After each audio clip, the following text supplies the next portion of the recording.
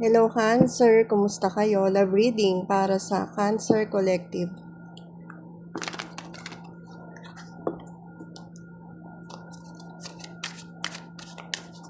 Kung magiging honest ng person mo, Cancer, ano yung gusto niyang sabihin sa'yo?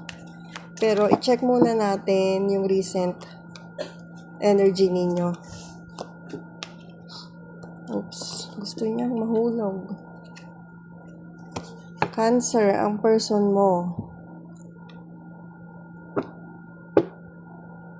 Magkahiwalay ba kayo, Cancer?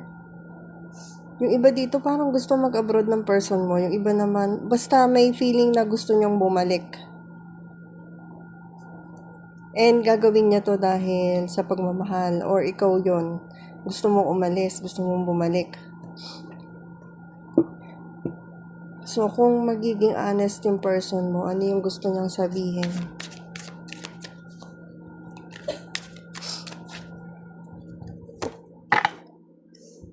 Grabe, sinisipon kami dito. Kumusta kayo guys? Sana okay lang kayo, anak kay sipon. Oh, di ba? Cancer, tapos nabanggit ko yun. Water. Ito yung gusto niya sabihin sa'yo. Confused siya. Kung ako yung person mo, ganito yung sasabihin niya. Nag-overthink ako sa mga dapat kong gawin. Kung ano ba yung dapat kong tahakin na path. Palagi ko naiisip kung ano yung mga dapat kong ginawa or dapat kong gawin para maging productive ako, para umasenso sana ako. May ganong pakiramdam, Cancer. Gusto maging, naririnig ko yung word na mayaman. Gusto maging mayaman ng person mo. Gusto niya mag-business, pero hindi niya alam kung paano. Nalilito siya kung paano niya gagawin yun. Kung gusto niyang mag-abroad or kung gusto niyang paalisin ka. Meron pa akong sense dito, yung iba sa inyo, pwedeng pregnant and iniisip ng person mo. Paano yung pagbubuntis mo pag umalis ako?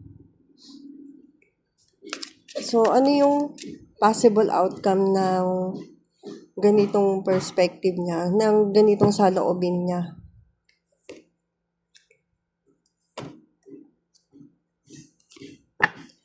Makakaramdam siya na feeling niya may gagawin siyang malaking sakripisyo. And feeling niya naman makakabuti yun para sa inyong dalawa. Kahit alam niya na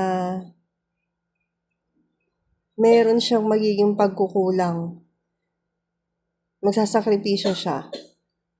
Yun ang nasisense ko dito. And yun yung alam niya na tama niyang gagawin. Kung nakaka-resonate ka dito, Cancer, and may gusto ka pang malaman sa person mo, pwede kang mag-book ng private reading. I-message mo lang ako dito or sa messenger ko. Naka-deactivate po ang profile ko sa FB Nagdi-detox muna tayo sa softmail. Dito lang ako available. And sa messenger. May exchange po ang private reading.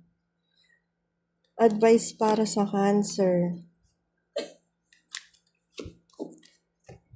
Cancer, mahalin mo yung sarili mo. Huwag mong i-overthink itong mga napanood mo ngayon. Isipin mo na for entertainment purposes lang to, ha? Take it with a grain of salt, ika nga. And huwag mong bigyan ng stress yung sarili mo tungkol dyan sa iniisip ng person mo. Love yourself. Mag-focus ka sa self-care mo. Yan ang advice sa'yo. Thank you, Cancer.